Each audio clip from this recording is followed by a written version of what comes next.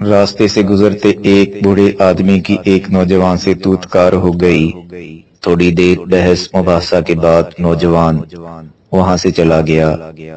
بوڑھے آدمی کا غصہ اب بھی اپنی جگہ قائم تھا۔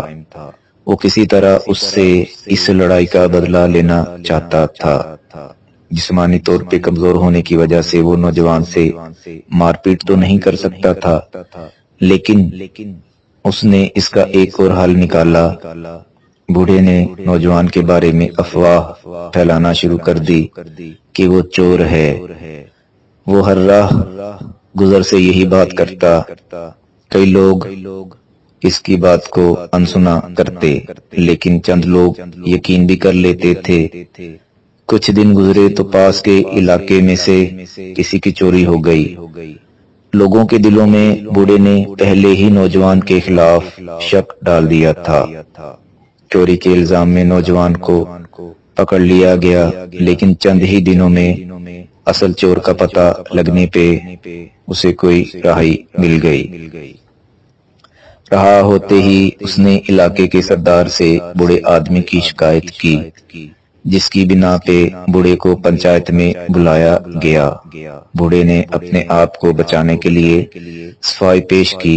سردار نے بوڑھے کو حکم دیا کہ اس نے جو جو افواہ نوجوان کے بارے میں پھیلائی ہے وہ سب ایک کاغذ پہ لکھے اور پھر اس کاغذ کے چھوٹے چھوٹے ٹکڑے کر کے چوراہے میں جا کے ہوا میں اڑا دے۔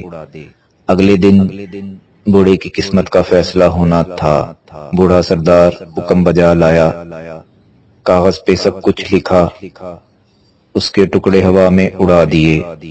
اگلے دن جب پنچایت لگی، سبھی لوگ جمع ہوئے۔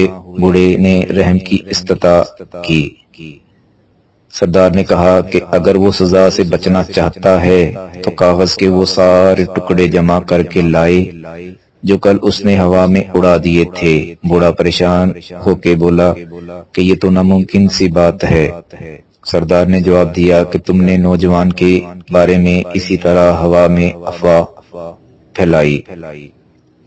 تمہیں خود بھی اندازہ نہیں ہے کہ تمہاری یہ افواہ کہاں کہاں تک پہنچی ہوگی۔ اگر تم کاغذ کے ٹکڑے واپس نہیں لا سکتے تو وہ افواہ کیسے واپس لاؤ گے، جس کی وجہ سے نوجوان بدنام ہوا ہے۔ بوڑھے نے ندامت سے سر جھکا لیا۔ کئی بار ہم بنا تصدیق کے لوگوں کے بارے میں افواہیں پھیلانا شروع کر دیتے ہیں۔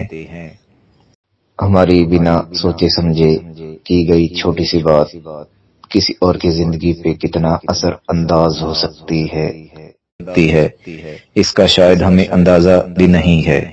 اس لیے منہ کھولنے سے پہلے تصدیق بہت ضروری ہے۔